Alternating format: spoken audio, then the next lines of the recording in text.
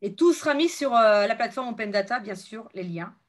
Il y a Également tout mis à ça. disposition sur la plateforme Open Data du Grand Poitiers, évidemment.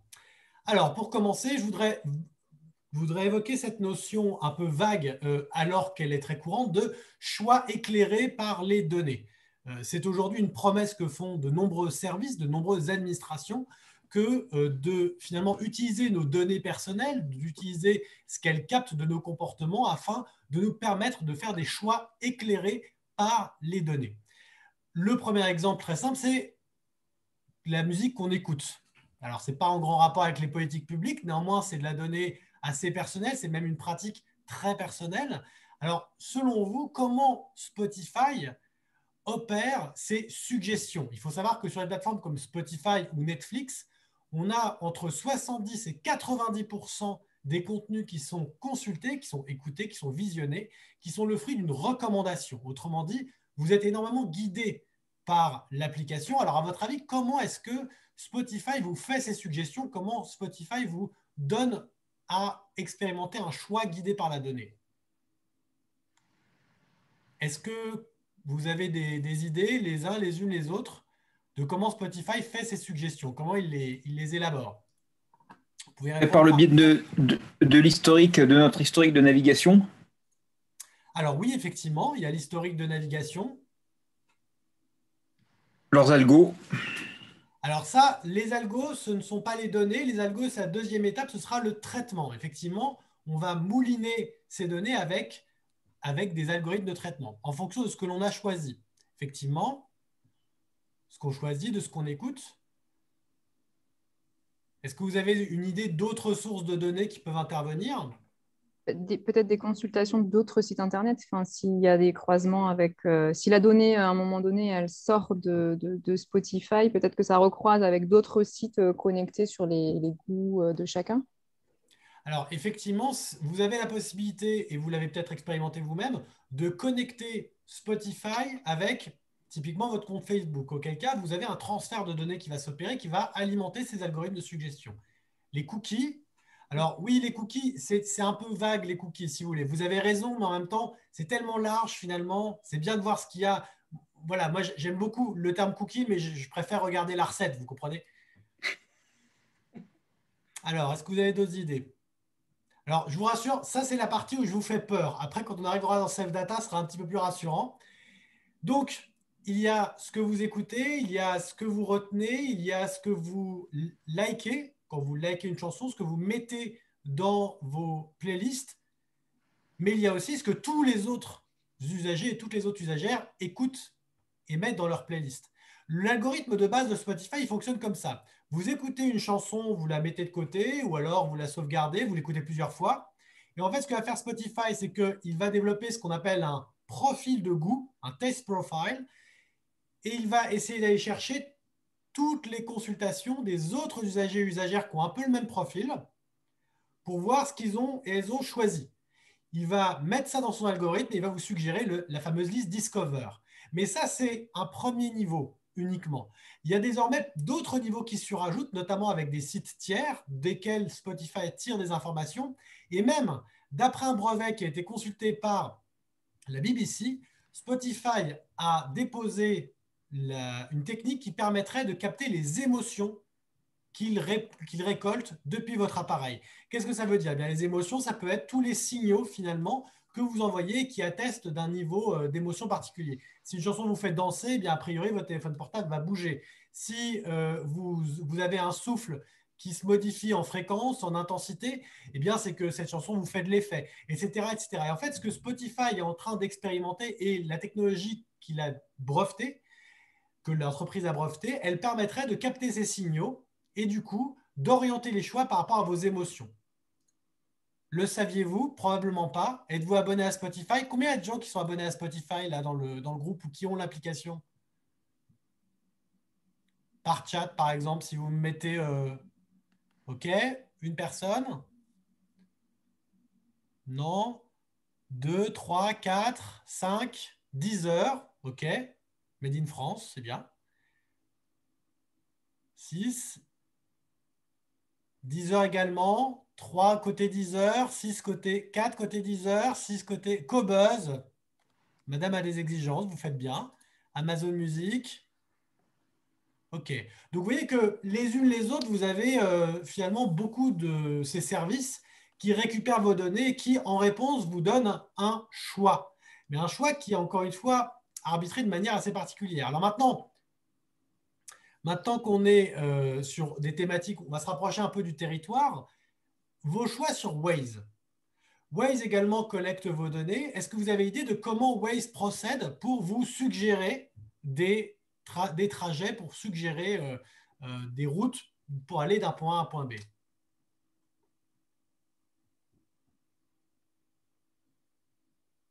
N'hésitez pas à prendre la parole si vous voulez, hein. Ou par chat, si jamais vous préférez écrire. Comme vous voulez, ouais. Ouais, Plus court, fluidité. Plus court, fluidité, ça, ce sont les critères. Ce qui m'intéresse, c'est plutôt les données. Alors, en fonction de notre profil, sur la base des données personnelles, oui, en effet, j'aimerais bien justement savoir quelles données personnelles. Le trafic par géolocalisation des autres utilisateurs. Très bien. Le GPS du téléphone. En effet. Donc, en fait, ce qui est intéressant, c'est que vos réponses sont très justes. Alors, les trajets fréquents également, qu'on peut historiciser grâce à votre compte, la géolocalisation du tel. En fait, ce qui est intéressant, c'est que vous parlez de la géolocalisation des autres utilisateurs. Mais les autres utilisateurs, vous êtes un utilisateur. C'est le fameux principe de l'embouteillage chez vous. C'est quand vous êtes dans le trafic, vous êtes vous-même un élément de soit cette fluidité, soit ces embouteillages. Autrement dit, la géolocalisation, c'est la vôtre comme celle de n'importe quel utilisateur. Les trajets fréquents, c'est les vôtres comme celle de n'importe quel utilisateur. Et en fait, ce que fait Waze, eh bien, c'est qu'il agrège tout ça selon le principe qu'on appelle le crowdsourcing.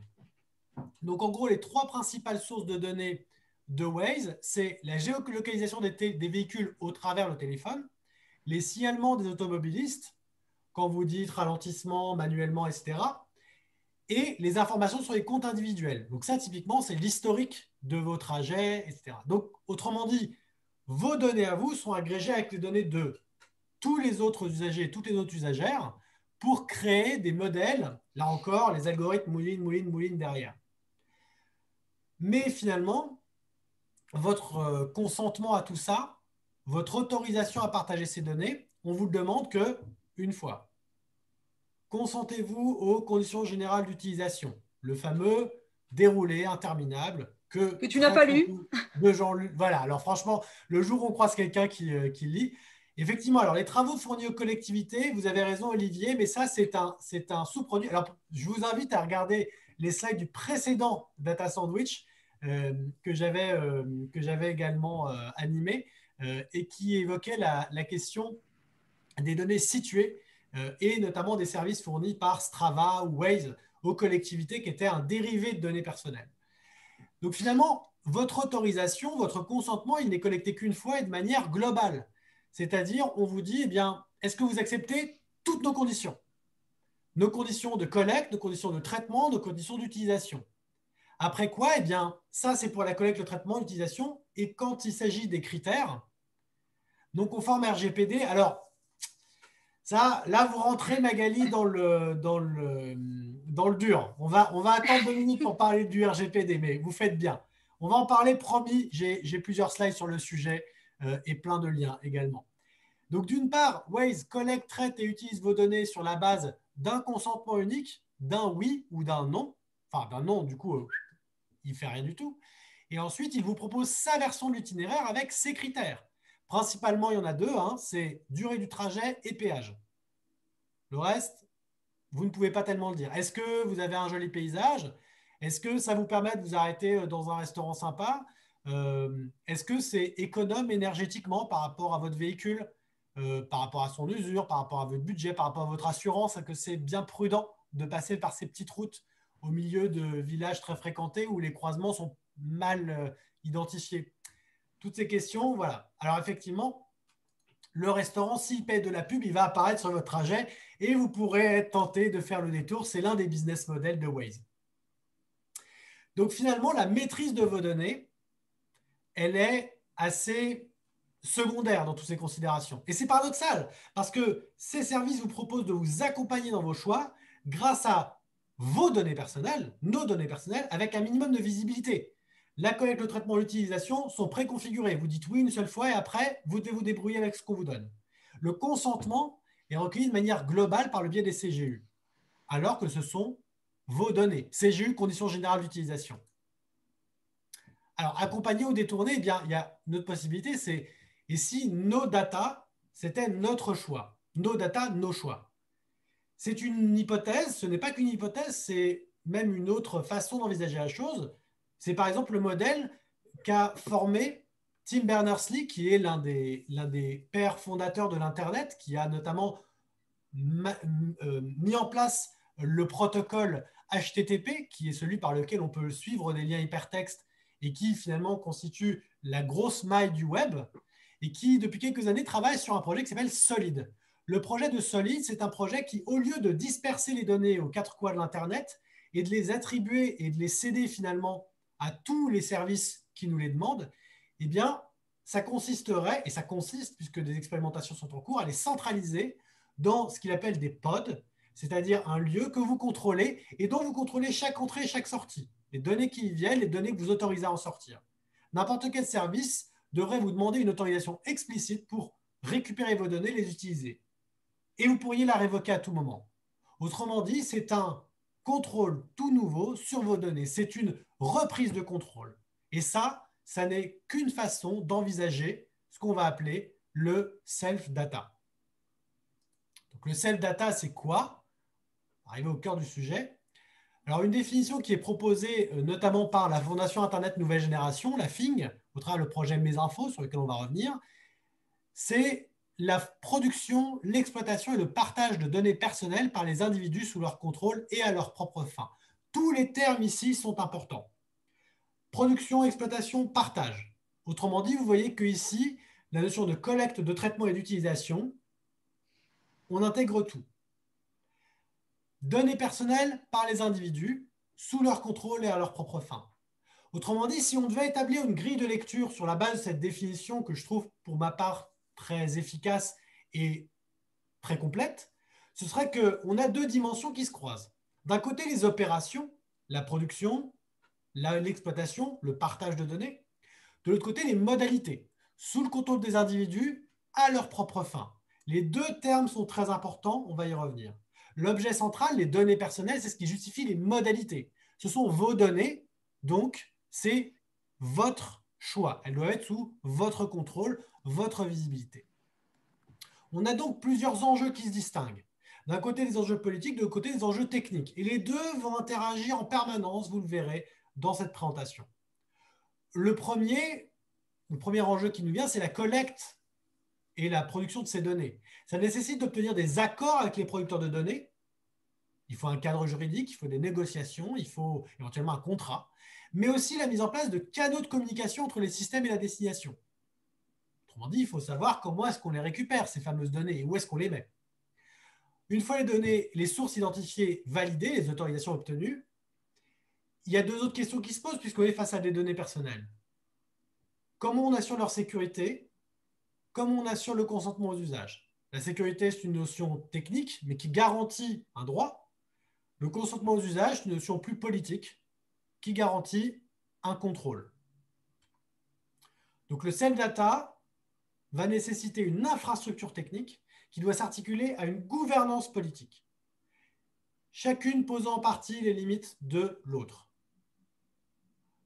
Donc finalement, on a avec le self-data une notion qui est technopolitique, politico-technique, comme ça vous arrange, mais en tout cas, on voit que c'est une question qui est fondamentale quand on parle de données personnelles et qui finalement remet en cause la notion même de données personnelles, au-delà de toutes les idées un petit peu vagues, qui par ailleurs, par leur imprécision et leur caractère très flou, arrangent aussi beaucoup les entreprises, les services, mais aussi certaines administrations ou certains acteurs qui bénéficient de nos données personnelles précisément parce qu'ils n'ont pas à en rendre compte.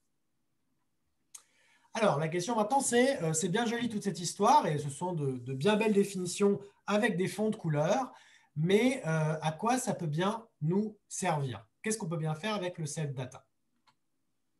Alors, il y a plein de pistes qui peuvent être envisagées au travers ça. On peut vivre une expérience, on peut administrer ces données, on peut en apprendre plus sur soi. Ça peut aussi être quelque chose de strictement intellectuel, de prendre conscience. Ça peut aussi être le fait de choisir, finalement, de contribuer à hauteur de ses valeurs à tel ou tel projet et de ne pas contribuer à d'autres. Le fait de contrôler ces données également. Et puis un point très important sur lequel on va revenir à de nombreuses reprises, ça peut être l'occasion finalement de changer ses comportements, de décider de ses actions d'une autre manière. Pour prendre un premier exemple lié au contrôle, la société Digimi, qui est l'une des sociétés qui offre les solutions techniques les plus avancées dans le domaine, qui est basée en Islande, a par exemple accompagné le gouvernement néerlandais dans la création de coffres-forts numériques pour contrôler le partage des données personnelles. Le gouvernement néerlandais, forcément, est un gros consommateur de données personnelles pour les raisons que vous devinez, déclaration d'impôts, demande de prestations sociales, signalement de changements de statut divers et variés, bref, votre situation administrative générale. Tout ça est irrigué, infusé de données personnelles, de données à caractère sensible également. Or, ces données à caractère sensible et personnel ont tendance à circuler de manière un peu incontrôlée. Vous ouvrirez, ou vous avez peut-être déjà ouvert votre boîte aux lettres ce matin, et y trouverez différentes communications, certaines totalement aléatoires, qu'on aura boîtées comme ça à la chaîne, et d'autres un peu trop spécifiques, mais que vous n'avez pas sollicitées. Vous avez des lunettes comme moi, vous avez souscrit un contrat d'assurance, et paf, votre adresse personnelle se retrouve dans la base de données qui va être utilisée par une assurance ou un lunetier qui va vous envoyer de la pub parce qu'il a une succursale au coin de votre rue. Bon, ça, ce n'est pas normal. Eh bien, c'est typiquement le cas d'usage sur lequel s'est penché Digimi aux Pays-Bas, avec cet objet de transférer de manière choisie et sécurisée les données personnelles à des fins très clairement identifiées. Donc là, on est dans la protection, dans le contrôle et dans la facilitation des usages, avec un principe qui est déjà expérimenté sur d'autres plateformes qu'on appelle tell me once, dites-le moi une fois. Et là, on est même dans le tell me 0 times, dites-le moi 0 fois, c'est-à-dire vous n'avez même plus besoin de transmettre les documents. Il suffit d'accepter le partage de vos données personnelles à une administration, par exemple. Elles leur seront accessibles aussi longtemps que vous l'acceptez. Dès lors que vous révoquez ce lien, et c'est très important, la réversibilité, dès lors que vous révoquez ce lien, il n'y aura plus accès. Mais tant qu'il y a accès, vous n'aurez plus à transmettre. Donc, il y a une facilitation aussi, et ça permet de simplifier la vie des gens. Autre exemple, une expérimentation menée à Nantes, c'est la toque verte. Alors, la toque verte, c'est un cas d'usage par lequel on a proposé à des usagers et usagères de récupérer toutes les données portant sur leurs achats alimentaires. Alors, c'est des cartes tickets restaurants, c'est des tickets de caisse, c'est également les données de leur restaurant d'entreprise, etc., qu'on a centralisé de façon à faire des estimations sur l'impact carbone, le contenu calorique, sur la base d'autres sources de données qui renseignent le type de données, enfin le type de métadonnées importantes pour faire ces calculs. Typiquement, Open Food Facts, que vous connaissez peut-être, qui est un commun numérique de première importance et qui documente la teneur en chaque nutriment de produits distribués notamment en grande surface et renseignés par la masse. C'est le Wikipédia de l'alimentation. Je vous invite à prendre connaissance de tout ça. C'est utilisé dans tous les sens, par exemple par l'application Yuka. Et bien là, l'idée, c'est qu'on a collecté les données et on a accompagné des usagers et des usagères, des gens qui habitent à Nantes Métropole, dans l'évaluation finalement de l'empreinte carbone et de l'empreinte calorique de leur régime alimentaire. Ça, c'est une possibilité qui est offerte par du self-data. Autre possibilité, Toutatis, qui, comme son nom l'indique pas forcément, est une application déployée par l'Université de Bretagne et qui permet de centraliser dans un espace numérique, alors c'est un cloud personnel, on va revenir sur ce que c'est, toutes les informations qui concernent les personnels et les étudiants et étudiantes de l'Université de Bretagne. Au lieu d'avoir votre documentation pour vos cours, vos justificatifs d'assurance étudiante, et également vos agendas éparpillés aux quatre coins du web dans 10 000 applications, eh bien, Toutatis se propose comme un espace numérique personnel, un ENP, dans lequel vous allez pouvoir tout retrouver et mettre en relation.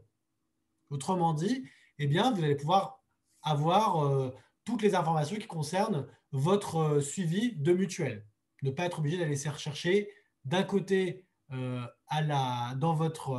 chez votre assureur, de l'autre côté à l'assurance maladie. Tout sera centralisé. Pareil, vous aurez à la fois vos agendas et vos dates de partiel, les documents administratifs à rendre à l'université pour assurer votre inscription, ainsi que tous les éléments de bibliographie qui vous seront demandés par vos profs. Donc cette idée de centralité finalement et de centralité personnelle, encore une fois, c'est un dossier par personne, elle est très récurrente dans les modèles de Cell-Data. Alors, autour de ces projets, vous avez toute une galaxie d'acteurs, institutionnels ou non, qui ont mené ces recherches, mené ces expérimentations, qu'ils font toujours d'ailleurs, et qui sont des acteurs de référence également dans la production de savoir, parce que tout ça, moi-même, je ne l'ai pas inventé, hein, je le tire de tout ce qui a été produit comme connaissance, comme rapport et comme évaluation, comme retour d'expérience autour de ces thématiques. Alors, le projet le plus précurseur en France, en tout cas, c'est le projet Mesinfo, qui a été lancé par la FIG, la Formation Internet Nouvelle Génération, en 2012, et qui visait à un petit peu commencer à documenter, à créer un suivi, ainsi qu'à produire également des retours d'expérience sur le Cell-Data au niveau territorial, au niveau international, et également au niveau des acteurs, qu'ils soient privés ou publics, de ce qui avait été mis en place.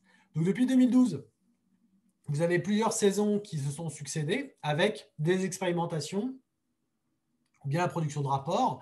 Alors, parmi les points un petit peu saillants, vous avez par exemple en 2013-2014 la première expérimentation grandeur nature en France qui a proposé à 300 testeurs et testeuses d'accéder via un cloud personnel, on reviendra sur ce que c'est, aux données de 6 grandes entreprises détentrices de données. Alors, c'était AXA, Banque Postale, Crédit Coopératif, Société Générale, Les Mousquetaires, Orange, Solocal, GDF. Donc, vous voyez que c'est un petit peu toujours le même domaine. Alors, est-ce qu'on peut qualifier France Connect de projet Cell-Data?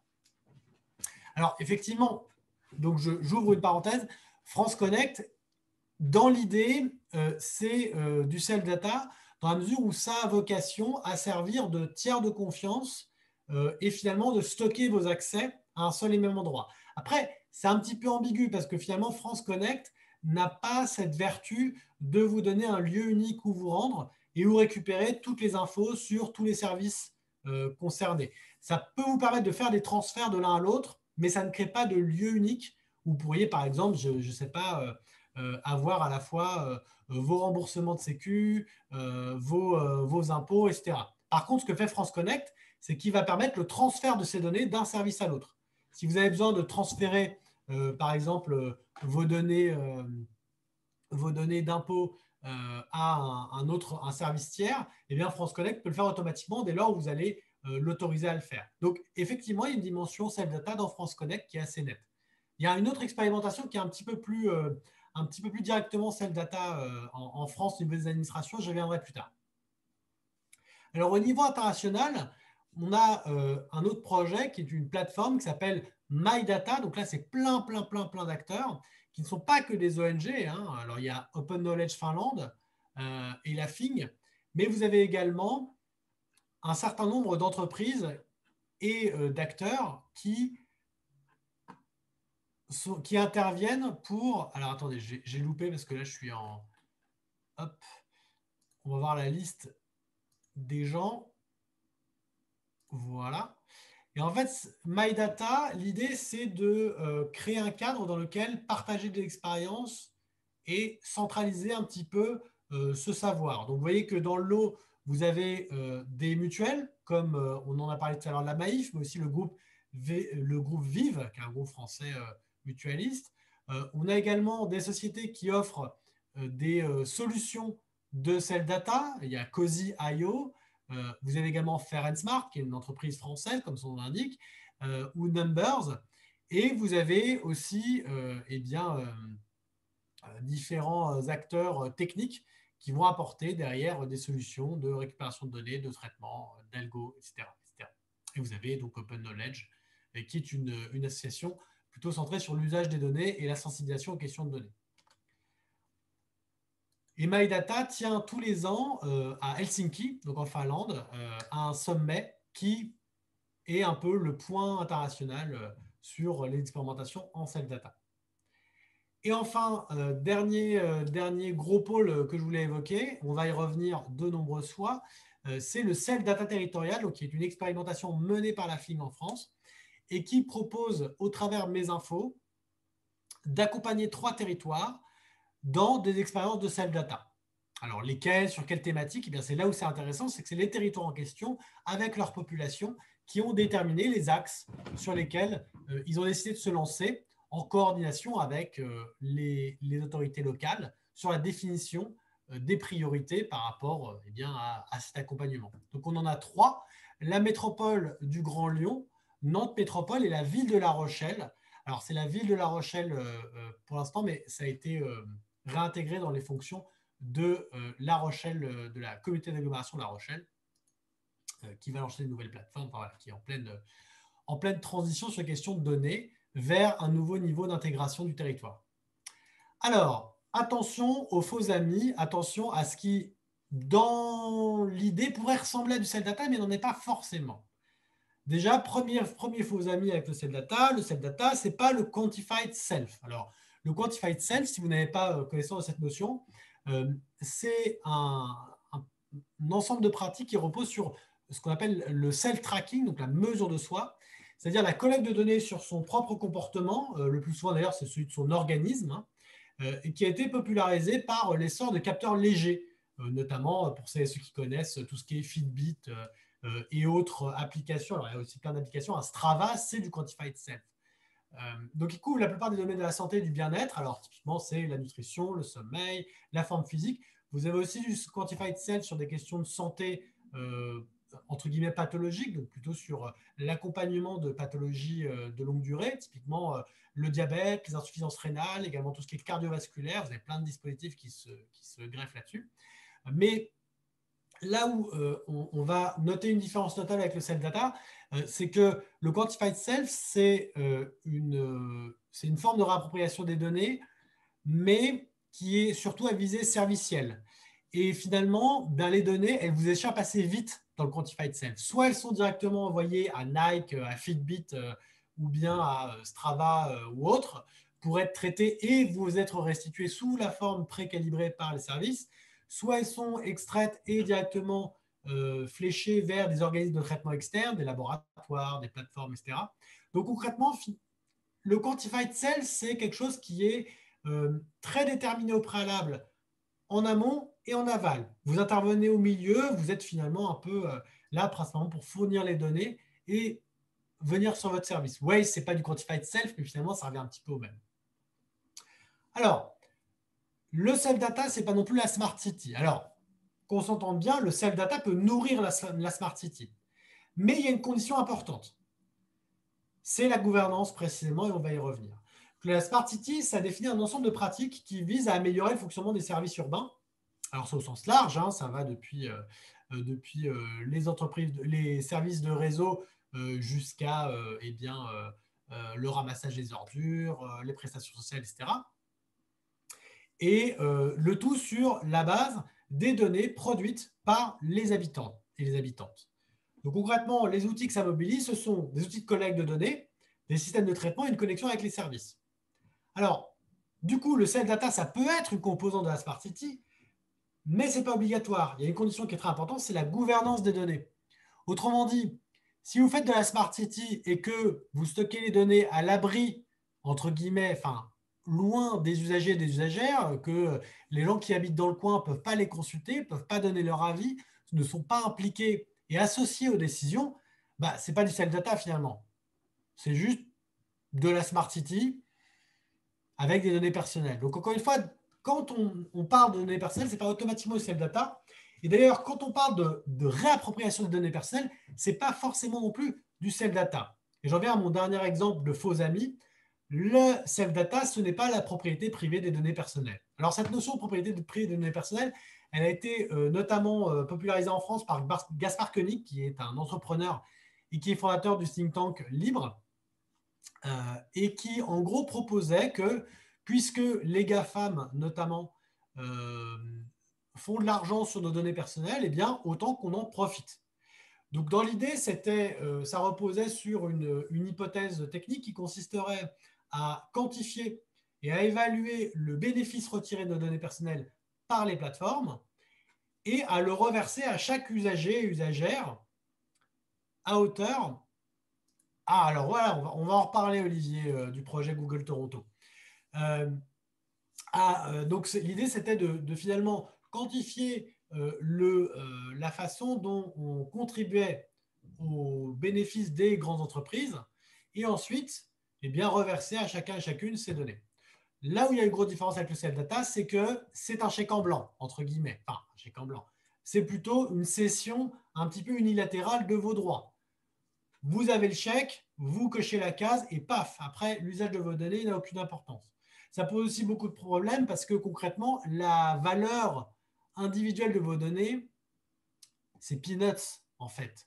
Ce n'est pas avec les évaluations que vous avez dans les rapports annuels de Facebook ou de Alphabet, la société mère de Google, que vous saurez ce que valent vraiment vos données. Parce que vos données individuellement, comme on l'a vu avec Waze ainsi qu'avec Spotify, elles n'ont pas beaucoup de valeur. Là où elles deviennent intéressantes, c'est quand on les agrège, c'est quand on va les traiter avec plein d'autres données de plein d'autres individus et qu'on va pouvoir du coup modéliser des comportements, commencer à faire des traitements. Là, vos données prennent de la valeur. Là, vos données, d'un coup, vos données personnelles vont devenir quelque chose qui va produire eh bien, tout le bénéfice que les entreprises telles que celle-ci en retirent. Donc, il y a un problème un peu, il y a une vision très bizarre de la donnée personnelle dans cette théorie. Et par ailleurs, il y a une perte de contrôle de ces données qui est fondamentalement contraire au principe du self-data.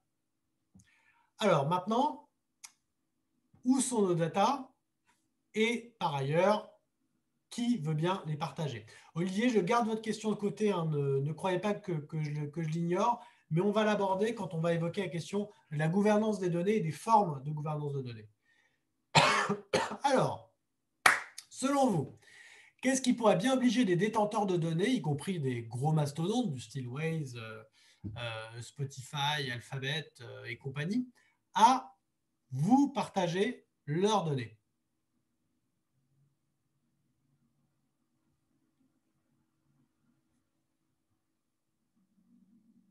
Est-ce que vous avez une idée du genre de dispositif qui permettrait cette possibilité? Ah! Je ne sais pas si je donne un indice, parce que c'est un gros indice. L'obligation réglementaire, mieux que ça. Mieux qu'un règlement, Laurent. Les sanctions financières. Alors, sauf que les sanctions financières, c'est une conséquence. C'est une mesure de rétorsion. Qu'est-ce qui permet des sanctions financières? La RGPD, enfin, tout ce qui... Aujourd'hui, il est quand même explicitement dit qu'on doit pouvoir récupérer nos données, quelles qu'elles soient. Tout à fait. Autrement dit, ce qui nous permet de faire pression sur les détenteurs de nos données, c'est le règlement UE 2016-679. Voilà, ça c'est pour les dîners en ville. Si vous voulez discuter de manière un petit peu plus fluide et compréhensible avec des gens qui ne connaissent pas le sujet, c'est le droit à la portabilité qui a été instauré par le règlement général, pardon pour la faute, sur la protection des données, ou RGPD, GDPR en anglais, qui donc a instauré ce principe sur les données personnelles des usagers et des usagères. En pratique, sur le plan politique, ça signifie que chaque personne a le droit d'accéder aux données qui la concernent. Alors, je vois vos remarques, je finis juste ma petite présentation du droit à la portabilité, on y revient tout de suite. Sur le plan politique, ça signifie que chaque personne a le droit d'accéder aux données qui la concernent pour son usage personnel, désolé pour la typo, ou pour les transférer sans condition. Autrement dit, on n'a pas le droit, une entreprise détentrice de vos données n'a pas le droit de vous faire payer pour récupérer vos données ou les transférer ou vous empêcher de les transférer. L'exemple type, la comparaison classique, c'est la portabilité du numéro de téléphone, qui est également issu de la réglementation européenne. Une entreprise de téléphonie n'a pas le droit de vous faire payer pour récupérer votre numéro de téléphone. Il est transférable. Il est portable. Sur le plan technique, ça veut dire que ça impose que les données soient accessibles dans un format réutilisable, lisible par la machine. Autrement dit, si on prend par exemple les données de Spotify, les données que vous avez téléchargées, elles doivent pouvoir être chargées et lues dans un tableur, dans un logiciel approprié. Spotify n'a pas le droit de vous transmettre des données qui sont lisibles uniquement par ses propres machines, ce qu'on appelle les outils métiers. Alors, la RGPD ne suffit pas sans sanction financière. Alors, sur le principe, il n'y a pas de sanction financière, effectivement, mais vous êtes en capacité d'exiger le respect de la RGPD. À mesure où on est à un niveau de réglementation européen, c'est supranational, par conséquent, c'est le plus haut niveau de réglementation existant. Ça a été traduit en droit français, et à ce titre, la CNIL, notamment, est garante. Alors, le RGPD, ça contient une sanction financière. Est-ce qu'on pourrait avoir une précision de la part d'Open Data Grand Poitiers? Parce que là, on entre hors de mes zones. Non, c'est pour répondre à la question d'une personne qui disait le RGPD ne suffit pas, il faut des sanctions. Mais le RGPD, il s'accompagne de sanctions financières de fait si tu ne fais pas ce qu'il faut, normalement. D'accord. Mais ça passe quand même par une plainte. Il faut que tu signales Oui. Ah bah oui. un non-respect. Oui, c'est ça. D'accord. OK. Autant pour moi. Donc, du coup, il y a des sanctions financières qui sont prévues, mais néanmoins, c'est vous qui devez saisir. Alors, Waze est totalement opposé, sauf gendarmerie et pompiers. Alors, effectivement, on est dans une phase d'implémentation. Encore une fois, 2016, c'est récent. Et par ailleurs, il y a aussi la question de la localisation des données, à savoir, est-ce que les données sont à l'extérieur ou en Europe? La RGPD, le RGPD, là où il a un avantage certain, c'est que finalement, il a fait sauter ce verrou-là en spécifiant que le critère, ce n'était pas la localisation des données, ce qui prévalait jusqu'ici et ce qui permettait à de nombreuses données d'être détenues, entre guillemets, sous la législation californienne, principalement, hein. Mais ce que le RGPD permet maintenant, c'est de centrer la définition sur les usagers et les usagères. Autrement dit, si vous utilisez une application, quelle qu'elle soit, en Europe, dans l'Union européenne, et que vous êtes citoyen ou citoyenne européenne, vous avez accès à toutes les mesures qui sont prévues par le RGPD. Du coup, c'est une définition qui, en se centrant sur l'usager, prive beaucoup d'entreprises de leur recours. Alors, bon, total des sanctions financières en 2020, 171 millions d'euros. Est-ce que cette donnée est accessible en open data? Dans l'UE, bien sûr, globalement. Donc, pardon, j'ai été un peu vite. Mais du coup, le droit à la portabilité, encore une fois, il ne s'agit pas d'une obligation, pour l'instant, technique permanente. 25, ah oui, bah ça, 25 000 lignes, malheureusement, Olivier, j'y suis pour rien si vous passez votre journée sur Spotify en même temps. Hein, je veux dire, est-ce que c'est ma faute? Bien sûr, évidemment, la loi ne précise pas, c'est un droit à la portabilité et non pas une obligation de lisibilité.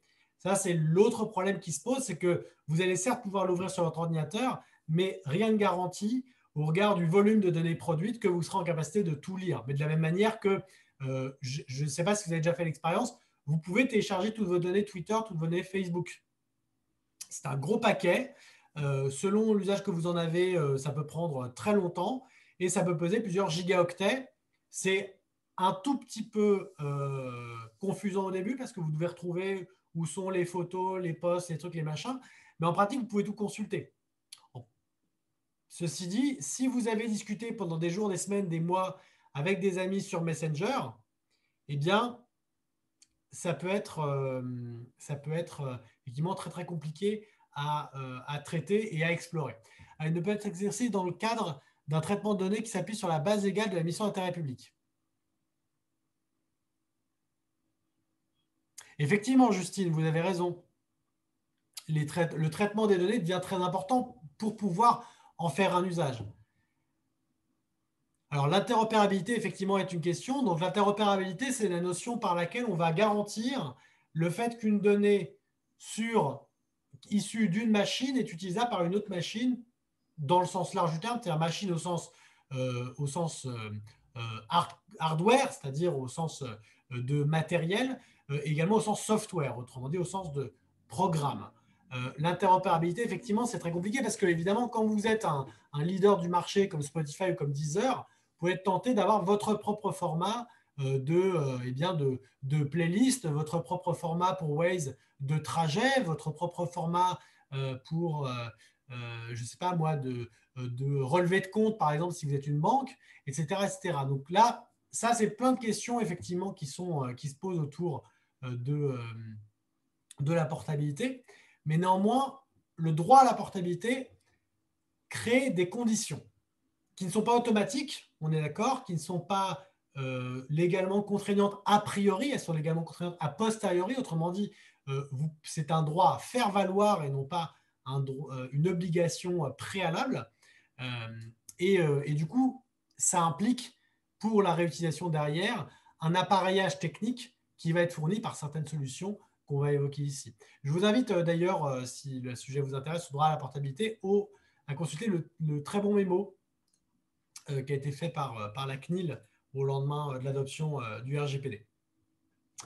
Alors, qui est-ce qui partage vos données? Eh bien, pour commencer, les administrations, par exemple. On a un cas pratique qui est le dossier médical partagé, le DMP, qui a été mis en place par l'assurance maladie et qui vous permet très concrètement de centraliser vos données de santé, les données qui sont détenues par l'assurance maladie. Il s'agit de données évidemment de consultation, de remboursement, d'examen, comprenant même d'ailleurs les examens eux-mêmes, c'est-à-dire les résultats. Vous pouvez les stocker. Vous avez une app qui vous permet de consulter, enfin de créer votre espace numérique et de le consulter. Et vous pouvez également, du coup, les partager. Donc, typiquement, pour prendre un cas, voilà, j'ai eu la Covid, ça va mieux. J'ai eu la Covid, j'ai dû partager certains examens de santé dans le cadre d'une consultation, par exemple, pour un scanner des poumons, dans le cadre d'examens sanguins, dans le cadre, etc., etc. Eh bien, avec le DMP, je peux choisir à qui je donne accès et pour combien de temps. Vous pouvez révoquer cet accès, ce qui vous permet par exemple de vous présenter à un laboratoire d'analyse médicale dans les cas précités et de donner accès temporairement pour l'examen ad hoc à exactement ce que vous voulez, exactement ce qu'il est nécessaire et rien de plus. Ça évite que votre dossier médical circule, ça évite que éventuellement des gens le gardent, l'archivent sans votre consentement. Le DMP, c'est un exemple de cell data et c'est un exemple de portabilité des données avec une notion également de contrôle sur les accès en même temps qu'une possibilité de consultation. Vous avez également des entreprises de réseau qui vous donnent ces possibilités. La grille du DMP est trop ouverte. Alors bon, pour le coup, c'est compliqué de dire que c'est trop ouvert au lendemain d'une fuite de 500 000 données. Alors, les problèmes de sécurité informatique, effectivement, c'est une question centrale, mais du coup, vos deux interventions se chevauchent et se contredisent un peu. Jacques, est-ce que vous pouvez nous préciser un petit peu ce que vous entendez par là de grille d'autorisation trop ouverte? Peut-être à l'oral, si ça ne vous ennuie pas, ce sera peut-être plus simple que par chat, ou bien par chat, si vous sentez… Je vais bien essayer. Il me semble que sur la grille d'autorisation du DMP, c'est ouvert à tout le monde a priori, sauf aux podologues et aux pédicures, en gros, pour plaisanter, et qu'on doit révoquer profession par profession. Ah oui, donc du coup, ça fonctionne par opt-out et non pas par Exactement. Voilà. Bon, c'est ce qui me semble, à vérifier. À vérifier, très bien. Mais vous faites bien de le signaler. Donc, alors, précision utile, opt-in, opt-out. Opt-in, ça veut dire autorisation d'entrée. Autrement dit, vous devez dire ce que vous acceptez au préalable. Opt-out, ça veut dire obligation de sortir. Autrement dit, vous devez signaler ce que vous voulez dégager sur la base d'une liste qui est précochée. D'après ce que disait Jacques, effectivement, il y aurait ce risque que ce soit ouvert à tout le monde, sauf aux podologues. Alors, je ne sais pas ce que les podologues ont fait à l'assurance maladie, mais c'est très, très, très surprenant. Mais voilà. Alors après, effectivement, vous avez raison, Gomez. Alors, je ne sais pas du coup si c'est votre prénom, votre nom de famille, mais en tout cas, merci de cette intervention. C'est aussi des questions de sécurité informatique. C'est-à-dire que si vous envoyez des documents par mail, si vous autorisez des gens à avoir accès à des serveurs plus largement, et surtout de manière globale. C'est-à-dire que là, c'est chaque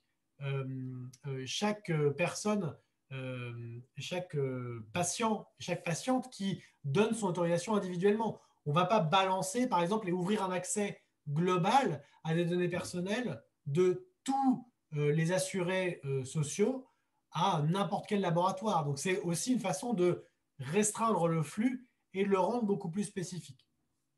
Oui, et je pensais aussi, juste pour compléter mon commentaire, à la question de s'il y a des arnaques informatiques, en fait, d'attaques informatiques, de limiter les dégâts. En fait, si on partage tout dès le départ, bon, c'est vrai, c'est toute notre vie part en cacahuète, en fait, ça s'échappe. Alors que si on peut limiter, révoquer, voilà, ça sera qu'une partie s'il y avait un problème des réseaux, en fait, d'attaques informatiques. Alors, vous avez tout à fait raison, effectivement. C'est ce qui s'est passé là avec l'énorme fuite de données de 500 000 patients-patientes en France. C'est-à-dire que concrètement, vous avez un endroit, un réservoir de données, en l'occurrence un laboratoire, des laboratoires, qui stockaient massivement des données. Et du coup, très concrètement, quand vous mettez, pour faire une métaphore bancaire, quand vous mettez l'argent de tous les comptes dans un seul et même coffre, il n'y a plus qu'un coffre dont il s'agit de trouver le code. En l'occurrence, des gens semblent avoir trouvé le code et ont pu le récupérer d'un coup, d'un seul plein de données. Alors que le fait de compartimenter les données dans plein d'espaces numériques différents avec des accès qui sont sécurisés individuellement, eh bien, certes, vous pouvez avoir des gens qui se font piquer leurs données un par un, mais vous n'avez pas cette espèce d'énorme fuite. Pour celles et ceux qui sont un peu 1 000 € sur le dark web, c'est une offre ou c'est une évaluation, Olivier, juste pour savoir? Les données médicales, ça coûte très très cher. En gros, sur le dark web, quand vous achetez des paquets de données, les 3 types de données qui sont les mieux rémunérées, c'est vos données automobiles, vos données médicales et vos données. Par contre, Jacques et Olivier, si vous pouvez continuer la négociation en perso, parce que là, je sens qu'il va se passer des trucs. Il va se passer des trucs. Alors, les bitcoins, c'est juste pour l'anecdote, hein, mais effectivement, sur le dark web, les bitcoins, c'est juste pour sécuriser les échanges. Hein. 1 000 €, ça se convertit très, très bien en bitcoin, même si c'est de la poussière, c'est quelques millionièmes de bitcoin. Je ne sais pas à combien est le bitcoin actuellement. Voilà. Mais donc, du coup, voilà, quand vous avez ces données-là, et pour faire suite sur cette question de sécurité, il faut savoir qu'un dossier médical, un dossier automobile ou un dossier immobilier, ça coûte hyper cher parce que derrière, vous pouvez revendre pour des soins très coûteux, pour de l'entretien automobile, de l'assurance automobile, ce qui est assez lucratif, ou également pour la maison, c'est typiquement la rénovation, des travaux et également de l'assurance. Donc, dès le moment où vous pouvez refourguer des services dans ce domaine-là, ça peut se négocier très, très cher. Alors, ensuite, une autre source de données qui s'est ouverte à l'occasion de la portabilité des données sont les entreprises de réseau. Alors, j'ai pris l'exemple d'Enedis, qui est le fournisseur électrique, mais GRDF est également dans l'affaire. Donc, avec Enedis Connect, vous avez la possibilité concrètement d'accéder aux données de mesure sur votre propre logement, à votre propre point de connexion, point de livraison, le PDL comme on l'appelle, pour celles et ceux qui ont changé d'opérateur, vous voyez de quoi je parle. L'idée, c'est que vous pouvez concrètement savoir combien vous consommez quasiment en temps réel. Alors, je ne suis pas connecté sur l'app en question, donc je ne connais pas le niveau de finesse, mais avec Enedis, c'est quand même assez précis, au moins par jour, sinon par heure, des fois globalisé, des fois pas. Et vous pouvez notamment, et c'est là où ça devient particulièrement intéressant pour les gens qui ont des projets en termes soit d'isolation, soit de production d'énergie, vous pouvez avoir vos données de consommation, mais aussi vos données de production. Donc, si vous avez des capacités de production, alors après, vous avez aussi des outils pour évaluer votre potentiel solaire, éolien, etc. Donc, il y a plein de trucs beaucoup de données et d'outils sont disponibles en la matière, notamment avec l'aide de l'ADEME. Donc là, vous avez la possibilité de vous réapproprier aussi ces données-là et peut-être de les réutiliser à des fins de contrôler votre consommation. Bon, après, je ne rentrerai pas dans la polémique sur les compteurs Linky et les compteurs Gaspard, qui sont des équivalents pour les réseaux de gaz. Mais c'est le genre de fonctionnalité également que ça permet. Alors maintenant, la question se pose de qu'est-ce que c'est que cette histoire de gouverner les données et comment on va gouverner les données. Ce sera l'occasion de revenir sur le cas de Toronto et de Google. Alors, il y a plusieurs types de gouvernance qui vont être qui sont expérimentés. Et la FIG en a identifié 5 qui correspondent à des modalités très différentes. Alors, les 2 premiers types de gouvernance que je vais aborder, c'est des gouvernances que je vais appeler individuelles. Donc, c'est des gouvernances dans le cadre desquelles on va avoir un niveau de décision et d'arbitrage qui va être à l'échelle de l'individu, du détenteur des données en question. Donc, le premier modèle, c'est ce qu'on appelle le cloud personnel. Donc, c'est typiquement celui qu'on va aborder un peu plus tard avec Agremob et le projet de La Rochelle territoire, Cell Data territorial. Le principe du cloud personnel, c'est que vous avez un détenteur de données qui va accepter, qui va recevoir et récupérer ces données. Pardon, vous avez le propriétaire des données, l'individu sur lequel portent les données personnelles, qui va collecter les données depuis un détenteur de données pour les stocker dans un espace dédié, qu'on va appeler le cloud personnel. Il y a plein d'autres noms, hein, coffre-fort individuel, tralala, tout ce que vous voulez.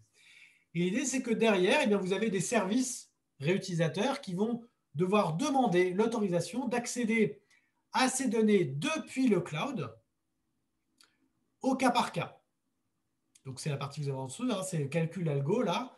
Donc, les services réutilisateurs vont toquer à la porte ou bien l'usagère va connecter au service réutilisateur et donner de manière sélective et au cas par cas son autorisation pour la réutilisation des données. Autrement dit, c'est le principe du service qui va aux données.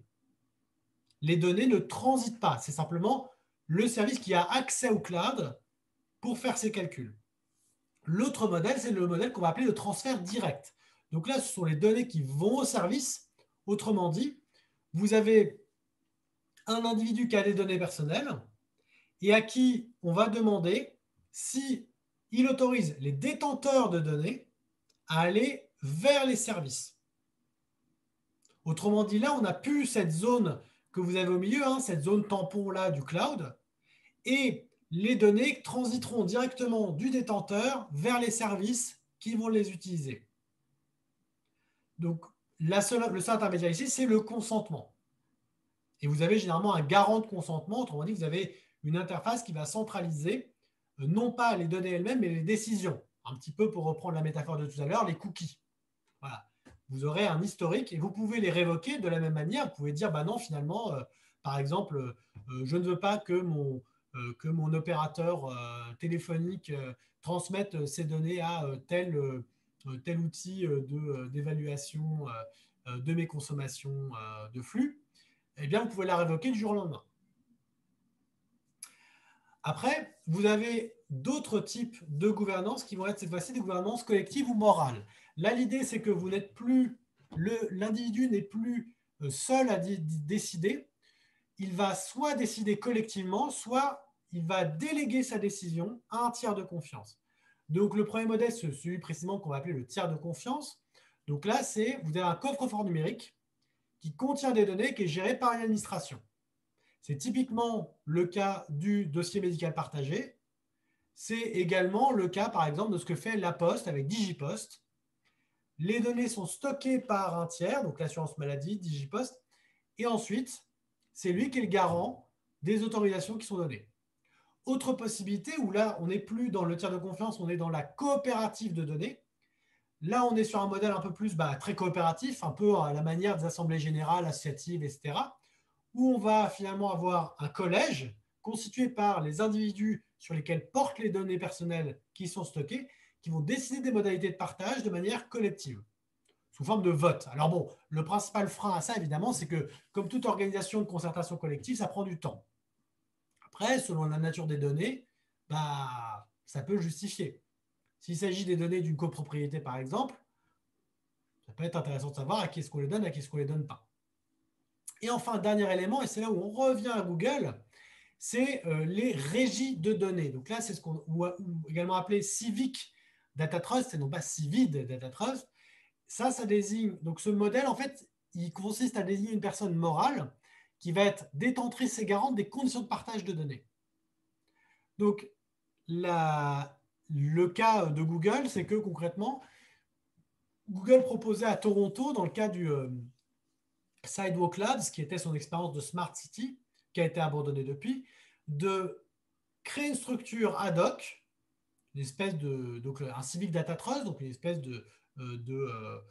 d'assemblée générale qui aurait à charge d'arbitrer les modalités de partage des données collectées dans le cadre de la ville de Toronto, en l'occurrence d'un quartier du front de mer de Toronto, dans lequel se déployait le projet Sidewalk Labs. Donc ça, c'est une modalité un peu différente. On n'est pas sur un tiers de confiance, c'est-à-dire qu'on n'est pas sur un organisme qui préexiste, on est sur une structure ad hoc qui a été créée précisément pour cet arbitrage de données.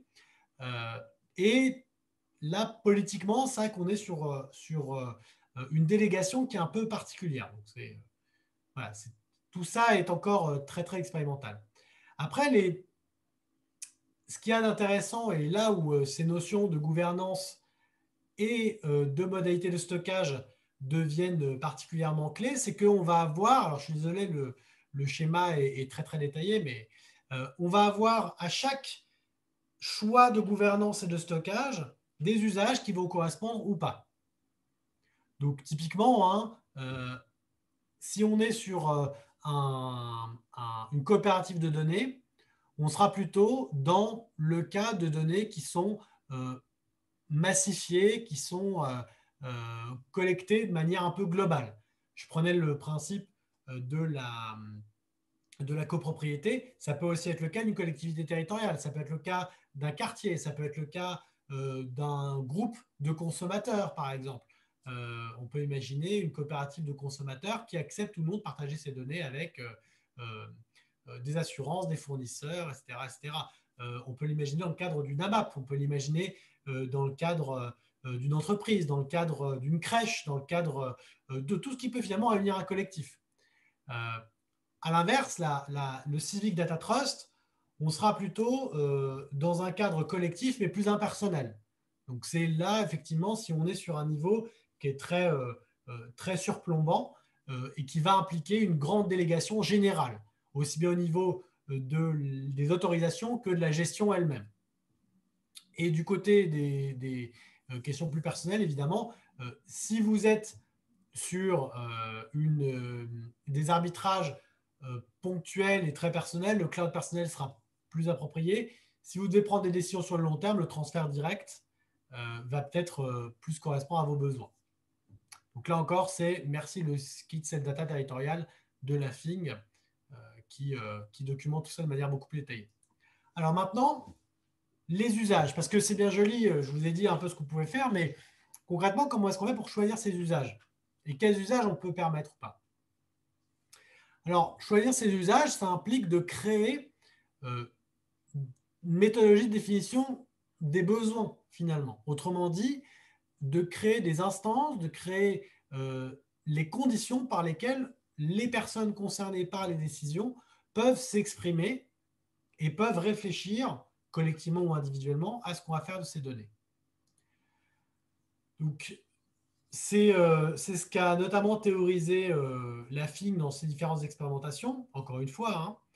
Et il y a plusieurs approches possibles avec dans l'idée 3 briques, 3 étapes préalables à la mise en place de ces solutions. La première, c'est qu'on va identifier les données selon les thématiques qui nous intéressent.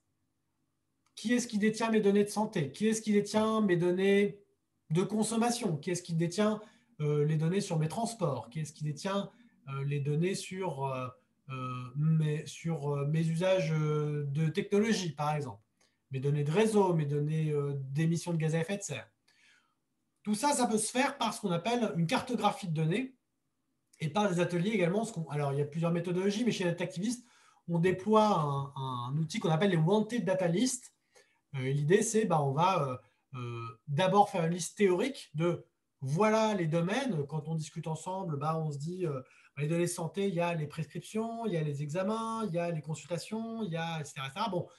Et ensuite, on va aller vers identifier qui est-ce qui détient chaque donnée et voir à quelles conditions elles sont accessibles. La deuxième étape, c'est qu'il faut faire émerger des concepts de service. Donc, il faut faire la conception de service.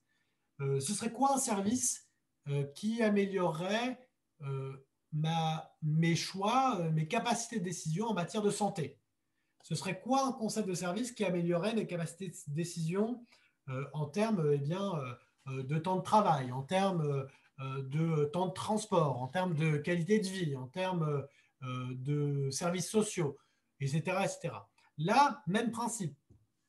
On va partir des besoins exprimés naturellement, on va les formaliser et on va les confronter finalement à ce qui est possible, ce qui est nécessaire, ce qui est utile et ce qui est disponible également. Parce que des fois, les solutions existent au préalable.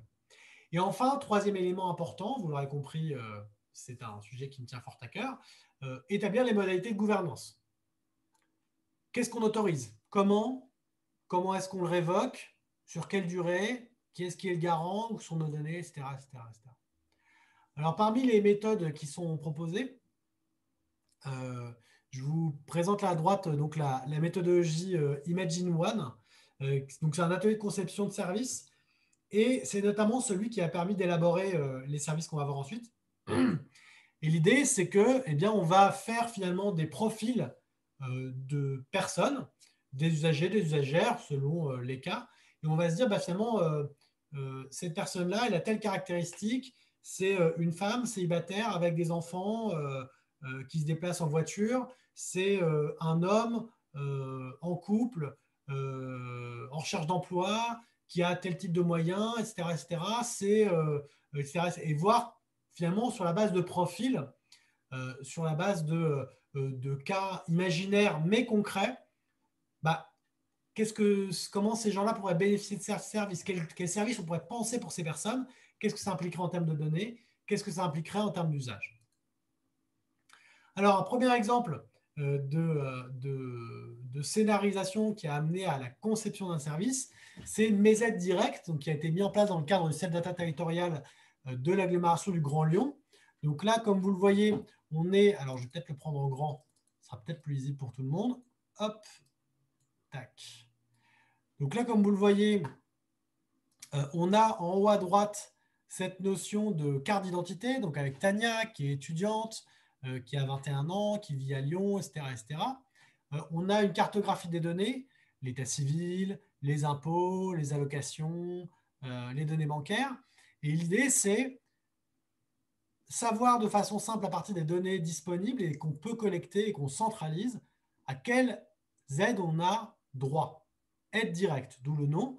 Et vous voyez qu'on a ce concept de dites-le 0 fois qui est en haut à gauche, c'est-à-dire que plutôt que de devoir vous documenter, consulter des services, prendre des rendez-vous à la CAF et autres, en croisant finalement les critères qui font de vous un ayant droit, comment est-ce qu'on vous donne accès à l'information, comment est-ce qu'on vous simplifie la tâche.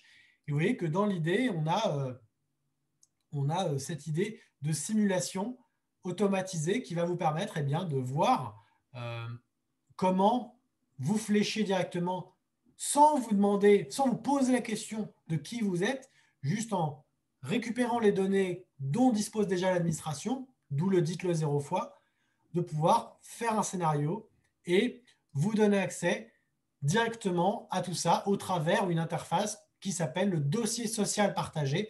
Vous voyez, pareil, on a toujours cette notion de dossier partagé. Ici, c'est social. Avant, c'était médical.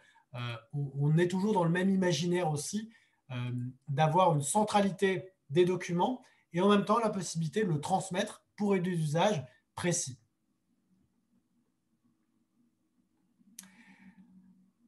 Ah, je crois qu'il y a une slide qui a sauté. C'est pas grave. On va aller au concret.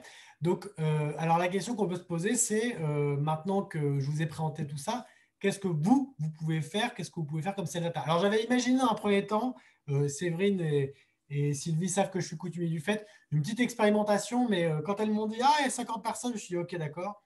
Sachant que pour vous donner une idée, hein, les ateliers, par exemple, méthode Imagine, là, c'est 3h30 avec des groupes de 10. Hein, donc, je ne vous raconte pas et en présentiel, hein, en mode monde d'avant. Donc, je ne vous raconte pas ce qu'il aurait fallu mettre en place pour avoir 50 personnes. Néanmoins, je voulais quand même vous offrir quelques pistes parce que, en fait, le self-data, comme vous l'aurez compris au travers des différents exemples que j'ai évoqués, aujourd'hui, on peut le ranger dans 2 grandes catégories. La première grande catégorie, c'est des dispositifs qui sont mis en place par des structures très centralisées et déjà très bien dotées techniquement, qui s'appellent Orio, les administrations. Donc en gros, les administrations publiques disposent d'ores et déjà des infrastructures, des accès et de la connaissance des administrés qui leur permettent de proposer tout ça. Donc, c'est les premières à le mettre en place avec le DMP, avec, avec les infrastructures de réseau, etc. Et l'autre cas, eh bien, ce sont des expérimentations. Donc, finalement, qui dit expérimentation dit échantillon, qui dit échantillon dit faible population. Et par ailleurs, il faut être éligible aussi, hein, parce que, évidemment, si vous habitez dans aucune des agglomérations, vous ne pourrez pas toquer à la porte et dire, moi, ça m'intéresserait de donner mes infos à Grand Lyon si vous habitez à Surgères. Donc, du coup, dans l'idée, on est quand même dans des conceptions qui sont assez lointaines. Néanmoins, il existe des possibilités de tenter le coup un petit peu à moindre échelle, mais de vous donner un aperçu de ce que peut être un self-data à l'échelle de vos données, entre guillemets. Alors, la première solution, la plus simple et la plus accessible, c'est le coffre-fort numérique Cozica. Alors, j'utilise coffre-fort. Après, alors certains me diront c'est pas exactement un coffre-fort, etc. Non. Sur le principe, cette idée de dossier centralisé. Donc, Cozy Cloud, alors pardon, je n'avais pas le lien dans ma barre, voilà. C'est en fait un service. Alors, c'est un service qui est en freemium, donc avec un accès gratuit sur les fonctionnalités de base, un accès payant dès que vous allez plus loin. Le principe du Cozy Cloud, c'est qu'en fait, il va vous permettre de centraliser un certain nombre d'informations sur la base de services épars. Donc là, vous voyez avec les logos qu'on a donc des opérateurs de téléphonie, des banques, des assurances et mutuelles, l'assurance maladie, vos données également de réseaux sociaux. En l'occurrence, là, on n'a que Facebook, mais il y en a d'autres. Et également vos données de rémunération. Ce petit logo-là, si vous ne le connaissez pas, c'est PayFit. C'est un service qui permet d'éditer notamment des fiches de paye. Donc, en pratique, le Cozy Drive, voilà, qui est l'une des fonctionnalités de base, il va vous permettre, donc c'est un peu comme Dropbox et ce genre de système, hein, il va vous permettre de centraliser un peu vos données, sauf que là où c'est intéressant, c'est que vous allez pouvoir également récupérer des données qui viennent d'autres sources. Vous voyez qu'ici, vous avez cette interface pour donc un cas classique, Isabelle Durand. Voilà, la pauvre, elle doit avoir du mal à se créer un compte personnel quand elle va sur un truc comme ça, vu le nombre de comptes un peu d'exemples qui lui sont proposés. Vous voyez qu'ici, on a plein de sources. Donc, Alan, Amazon, Amélie, Bouygues, Deezer, Ocean Drive, impôts.gouv.fr, Payfit, Google, Facebook, CAF, etc., etc. Donc, vous voyez qu'on a à la fois des services de l'État, des administrations. On a également des services privés qui vont centraliser principalement vos achats, hein, comme par exemple bien, Amazon ou bien Ocean Drive. On a également des services numériques qui vont par abonnement, comme Deezer. On a des services de flux. Vous pouvez également connecter vos données GRDF et compagnie. Et ensuite, l'idée, bien, c'est que vous allez pouvoir centraliser tout ça et disposer également de certains niveaux d'analyse. Vous pouvez paramétrer des alertes si jamais vous craignez d'être dans le rouge. Vous pouvez également voir au niveau de vos consommations téléphoniques quand est-ce que vous allez au-delà. Et vous avez la possibilité également de piloter vos revenus avec, là c'est un supplément, c'est Cozy Bank, depuis une seule et même application. Je suis désolé, ça passe un petit peu vite. Et d'avoir des notifications sur vos remboursements, etc. Donc, c'est cette idée de hub donc, qui va vous éviter d'avoir à vous connecter de plein d'endroits différents et qui, par ailleurs, va assurer également la sécurité de vos identifiants pour chacun. Vous avez d'ailleurs un Cozy Pass, donc, qui est un peu, pour les gens qui connaissent, c'est les One Pass qui va centraliser tous vos mots de passe dans un seul et même endroit. De manière, là encore une fois, individualisée, sécurisée. Ce n'est pas Cozy Cloud qui va avoir un gros paquet de plein de données de tous ses clients et toutes ses clientes. En l'occurrence, c'est une seule et même interface par individu. Donc tout ça est très compartimenté pour éviter que ça déborde. Je vous invite à explorer. La documentation est très claire. Après, voilà, vous avez des tarifs qui en fait sont surtout par rapport au volume de données que vous avez stocké, sachant que vous pouvez également ajouter vos photos, y compris d'ailleurs les photos postées sur les réseaux sociaux. Voilà. Je n'ai pas d'action dans Cozy Cloud, c'est juste que, en l'occurrence, c'est l'un des seuls, sinon le seul, à offrir un service en freemium et qui par ailleurs a de bonnes créances en termes de protection des données personnelles. Et l'autre possibilité que vous avez, c'est de vous engager dans un programme. Alors, en l'occurrence, je peux maintenant enlever mon masque de simple détectiviste, simple intervenant à Folab Grand Poitiers. Je l'ai appris vendredi dernier, donc je ne triche pas. Je n'étais pas au courant au moment où j'ai accepté de faire ce webinaire. Mais je vais m'occuper en fait pendant au moins 1 an, si ce n'est plus, de la coordination et de l'accompagnement de la communauté des bêta-testeurs et bêta-testeuses du projet AgréMob. Donc AgréMob, comme son nom l'indique, ça parle de mobilité et c'est le projet mobilité durable de l'agglomération de La Rochelle, la communauté d'agglomération de La Rochelle. Et l'idée, c'est que AgréMob va proposer des outils et des modèles de réappropriation de données pour tous les gens qui le souhaitent pendant 1 an, avec l'idée de leur proposer de jeter un regard sur leurs données, d'analyser leurs données au travers plein d'outils. Alors, il y a des outils qui sont plutôt centrés sur les mobilités, donc ils permettront de voir les chemins alternatifs, les modes alternatifs de déplacement au sein de la communauté d'agglomération de La Rochelle et au-delà, mais à destination de la communauté d'agglomération de La Rochelle. Vous avez également un système pour mesurer votre CO2 et voir comment peut-être réduire votre empreinte CO2. Et le dernier étage de la fusée, c'est que, à l'issue de cette expérimentation, il y aura la possibilité, au travers d'une banque de carbone, de valoriser le CO2 que vous allez économiser. Par exemple, si vous faites un trajet en voiture et vous réalisez que vous pourriez le faire en vélo électrique, il y a un calcul qui est réalisé du différentiel du CO2 économisé et on le stocke au sein de la banque territoriale de CO2 et on vous dit, voilà, ce CO2, il représente telle somme monétaire. Cette somme monétaire, elle peut vous être proposée comme une aide à la conversion vers d'autres modes de transport, que ce soit transport collectif ou transport individuel à bas carbone, typiquement le vélo électrique. En l'occurrence, ça fait partie des pistes qui sont envisagées. Donc tout ça va se construire avec les gens qui participent. La seule condition, c'est que vous faites au moins un trajet hebdomadaire à La Rochelle pour votre travail, pour des raisons personnelles. Alors évidemment, si vous habitez dans l'agglo de La Rochelle, vous êtes immédiatement éligible. N'hésitez pas à me demander des détails si vous en avez besoin. Mais dans l'idée, le but, c'est d'expérimenter, de voir comment ça marche, si ça marche, d'accompagner les personnes qui y seront. Ce sera aussi l'occasion de se questionner sur plein de trucs liés aux mobilités. Je ferai des vidéos, j'utiliserai une GoPro, je traverserai la Charente-Maritime en long, en large et en travers avec tous les transports en commun qui me sera donné d'expérimenter. Et par ailleurs, on discutera aussi de toutes ces notions de données personnelles, de contrôle des données personnelles, de mobilité aussi, et de la façon dont on peut changer nos comportements de manière informée par la donnée et avec un bénéfice individuel et puis aussi collectif pour l'intérêt général. Merci de m'avoir écouté et je suis à votre disposition si vous avez des questions ou des réponses peut-être.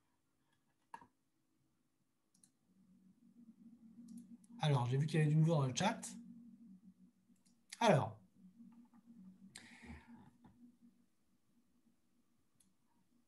n'y a-t-il pas des problèmes de gouvernance de ces services? L'opération coffre-fort étant utilisée par beaucoup de monde, y compris les GAFAM.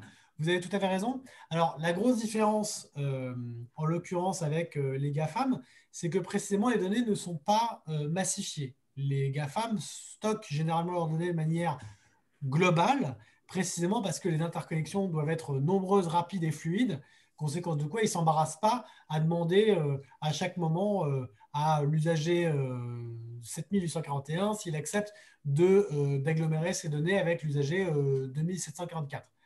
Donc, du coup, l'appellation coffre-fort, effectivement, elle est maladroite de ma part, hein. Mais l'idée, c'est que vous vous en doutez, hein, Olivier, je pense que vous semblez sensibilisé à la question. L'usage précisément du terme coffre-fort est ici un usage qui vise à précisément rassurer là où la vérité serait un petit peu inquiétante au regard des enjeux.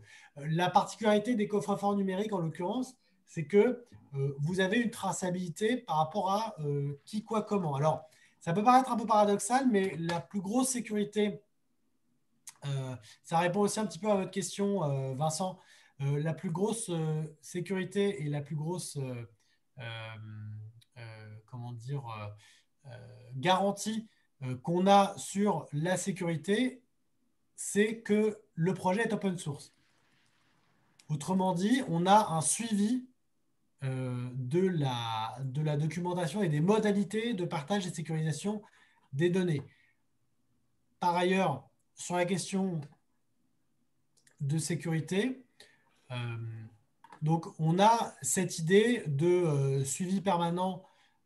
Vous êtes informé de qu'est-ce qu'on fait de vos données, vous êtes informé des façons dont elles sont stockées. Elles sont stockées en France. Alors, je sais que ça peut paraître pas grand-chose, mais ça veut dire que vous êtes dans la réglementation française, en l'occurrence. Donc, au niveau du stockage de données, vous êtes un peu plus sécurisé. Et d'autre part, l'idée, c'est que vous avez tout le détail de qui a accès à vos données en permanence. Vous connaissez les modalités de communication, vous savez qui est-ce qui vous les envoie, vous savez pourquoi faire. On vous envoie des mails, on vous dit par quel intermédiaire. On fait des paiements, on vous dit par quel intermédiaire.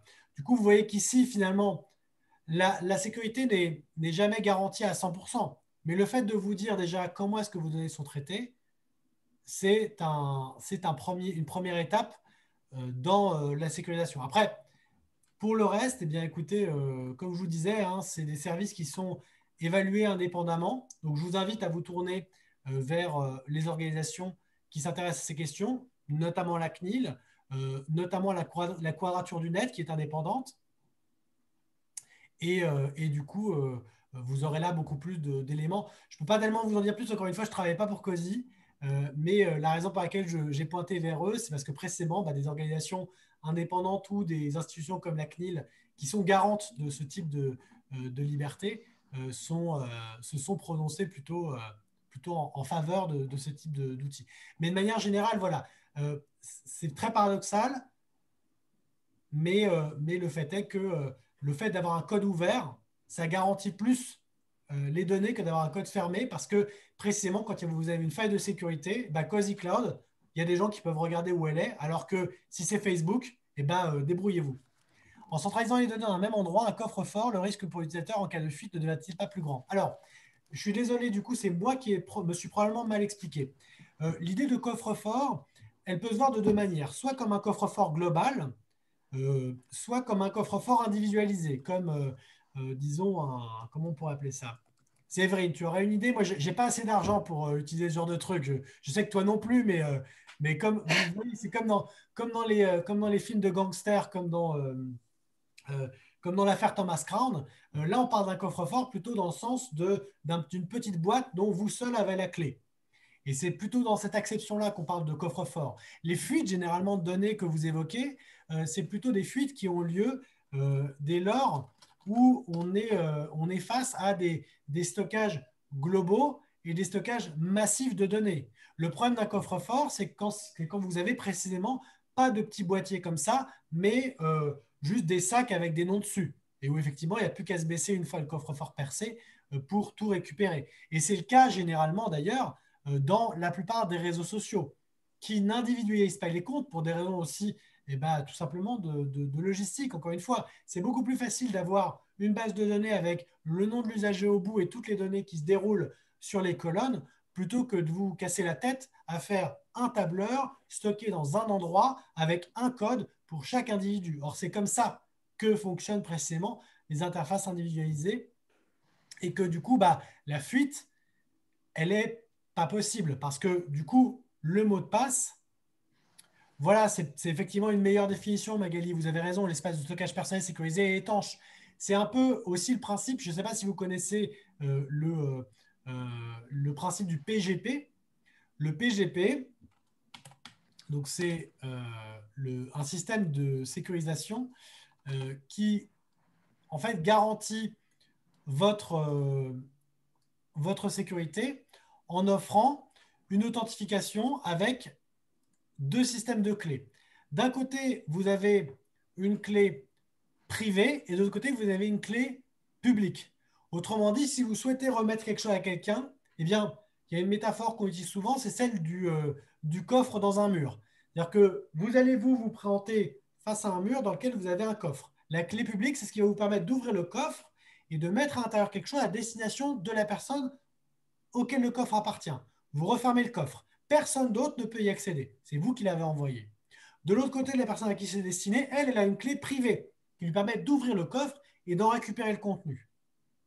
Autrement dit, vous allez pouvoir envoyer de manière précise et sécurisée le contenu que vous souhaitez à une personne et pas une autre grâce à la clé publique qu'elle rend publique. Et elle va pouvoir le récupérer en rentrant une clé dont elle dispose, elle et elle seule. Et tout ça, c'est dans une boîte, dans un mur, avec d'un côté une seule personne qui a accès et de l'autre, n'importe qui peut la désigner à une personne très précise. Voilà, j'imagine que Jacques, vous nous partagez votre signature PGP. Voilà. Donc du coup, on est là dans des concepts qui sont un petit peu abstraits, mais qui néanmoins mettent en jeu des notions très importantes, puisque on baigne finalement et c'est aussi tout le problème de ces projets de Cell Data, quand il s'agit de les mettre en place de manière sécurisée, c'est qu'on baigne dans un imaginaire où toutes les données sont précisément massifiées, où elles sont agrégées, où elles sont collectées par des instances morales, impersonnelles et finalement peu dignes de confiance, mais qui vous assurent qu'il n'y a pas de problème, etc. Le seul souci, c'est qu'effectivement, si vous mettez 3 couches de blindage, mais que sur ces 3 couches de blindage, il suffit de voler les clés à une seule personne pour qu'elle les ouvre, ben votre coffre-fort n'est pas très sécurisé. Par contre, si il n'y a que 2 clés et que la deuxième, il n'y a que vous qui l'avez, là déjà, c'est un peu autre chose. Ça n'empêche pas d'avoir un coffre-fort avant. Si vous vous rappelez, hein, les grandes fuites de données, c'était très souvent des systèmes comme ça. Par exemple, le Sony Hack, pardon, le Sony Hack, c'était autre chose. Mais quand vous avez eu des fuites de données sur les plateformes de jeux vidéo, qu'elles appartiennent à PlayStation, le Play Store, ou bien, alors Nintendo, ça n'a jamais eu lieu, je crois. Mais vous aviez le Play Store, vous aviez des données également sur une application de rencontre extra-conjugale qui avait évidemment fait beaucoup jaser. Le souci, c'est que concrètement, toutes les données étaient stockées à un seul et même endroit avec un seul craquage, on pouvait y arriver. Du coup, il y a aussi un aspect, si je repense aux amis hackers du chat, sur les questions de comment est-ce qu'on a accès, eh bien, finalement, c'est beaucoup moins rentable de commencer à chercher individuellement chacun des mots de passe de chacun des usagers, chacune des usagères, que de trouver le code pour d'un coup faire craquer le coffre et récupérer des centaines de milliers de dossiers médicaux. Par exemple, voilà, pour reprendre l'exemple des dossiers médicaux, le dossier médical partagé avec des données fermées avec une seule clé, c'est pas très intéressant pour un hacker de faire tourner un algorithme pendant des heures, voire des jours, pour craquer votre clé à vous, sachant qu'il va avoir un seul dossier. Alors que passer des semaines à craquer un code qui va vous donner accès à des centaines de milliers de dossiers, économiquement et en étant très cynique, c'est relativement rentable.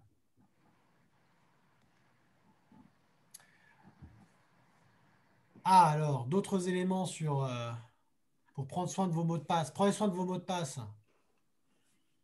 Voilà, donc vous regarderez il y a beaucoup de ressources, hein, en l'occurrence sur le site du Grand Poitiers. Voilà.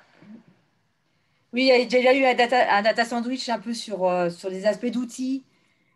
pour effectivement des outils libres, pour pouvoir effectivement de coffre-fort aussi, mais aussi pour choisir le bon mot de passe. Il y a un outil qui est sympa, qui permet de voir si tu es assez sécurisé et qui peut t'attaquer en termes de protection et en quantitatif, en fait, de comment tu peux être touché et comment on peut trouver ton mot de passe. Et c'est un outil très simple et il est dans la présentation là, justement des data sandwich. Vous pouvez retrouver ça là pour le faire.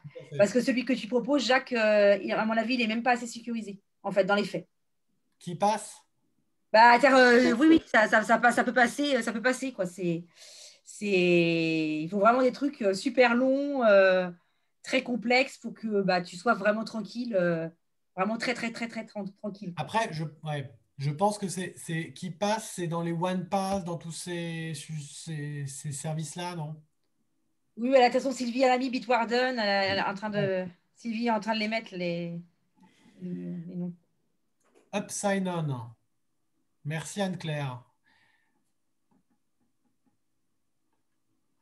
Alors, ça, c'est une solution que vous expérimentez chez vous, donc du coup à Coval, Cipoval.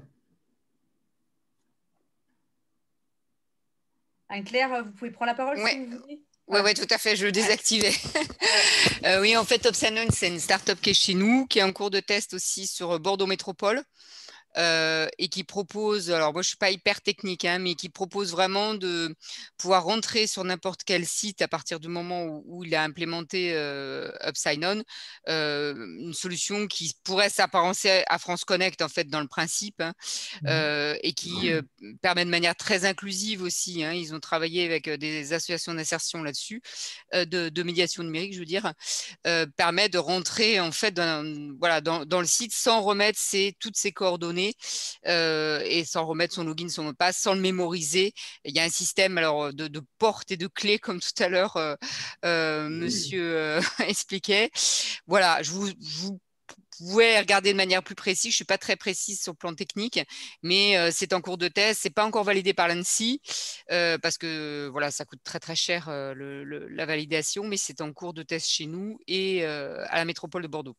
Alors plutôt sur le SSI interne en ce moment, avant de passer sur des portails plus grand public, quoi, en fait.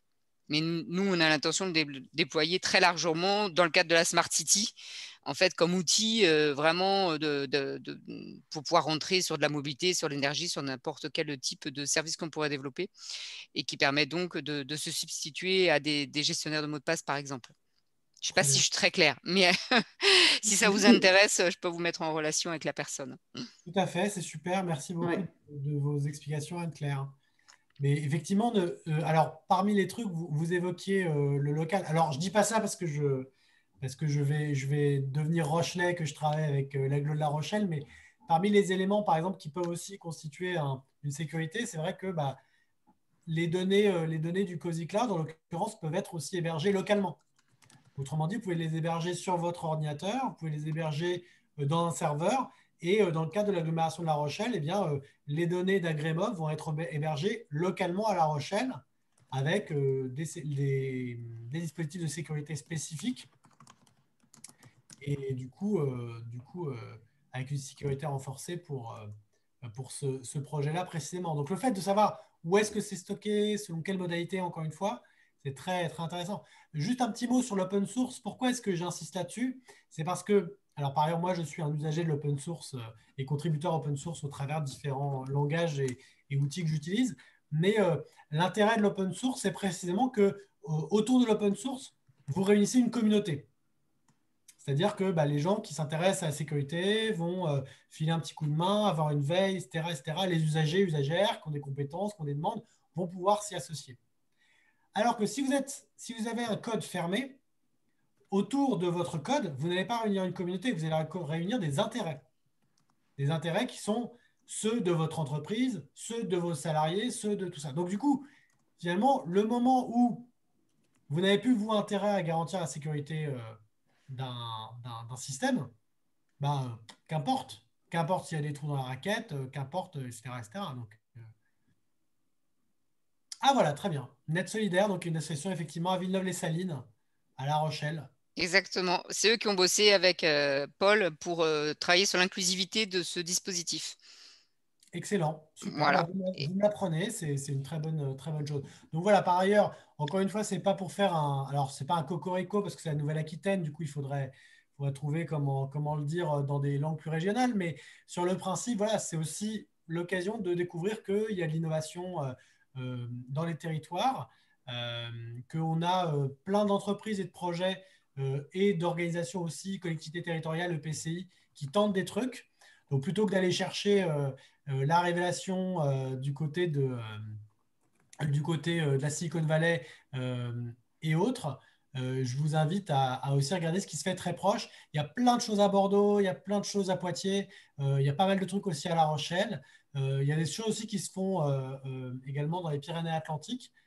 Donc, regardez autour, il y a plein de trucs, même à Limoges. Donc, jetez un œil dans tous ces centres qui sont aussi des centres d'innovation et des territoires d'innovation. Merci beaucoup, Monsieur Guirlanda, en tout cas, d'avoir participé et assisté du coup à ce data sandwich. Est-ce qu'il y avait d'autres questions, d'autres demandes spécifiques? Alors, par ailleurs, je précisais, si vous avez besoin d'autres informations ou si vous souhaitez me contacter, libre à vous de le faire. Mes coordonnées sont là. Donc, ça, c'est mon mail d'Atactivist. Vous pouvez m'écrire sans problème. Je suis également disponible via Twitter. Et Oui, merci à vous, moi j'avais Magali. une remarque, sinon, Très Olivier. profitable. Vous m'entendez? Oui. Oui. Non, au sujet de Google à Toronto, moi, c'était moins le dispositif de gouvernance que j'avais à l'esprit que les réflexions qu'ils avaient sur le consentement aux capteurs dans la ville. Tout à fait. C'est-à-dire qu'ils ont aussi réfléchi sur des moyens dans la ville d'affirmer qu'on voulait bien que, je ne sais pas, son passage soit compté, que l'on soit filmé par une caméra de vidéosurveillance. Et c'est plutôt ça ce à quoi je pensais, qui est une dimension du self-data qui est vraiment totalement ancrée sur l'idée de Smart City. Alors après, ma seule réserve par rapport à ça, c'est que est-ce qu'on peut considérer que c'est du self-data dans la mesure où, en l'occurrence, on ne garantit pas, enfin dans ce que je connais du projet, hein, vous me corrigerez peut-être, mais on n'a pas accès soi-même aux données qui sont collectées. Du coup, c'est peut-être ma réserve. Mais après, sur le sujet, je ne suis pas spécialiste. Le spécialiste, c'est Jacques Priol, qui a écrit un bouquin sur le sujet, qui a eu le malheur, la malchance, malgré tout son travail acharné, de sortir de mémoire une semaine après l'abandon du projet par Google. Ouais, c'est ça. Vraiment pas de bol.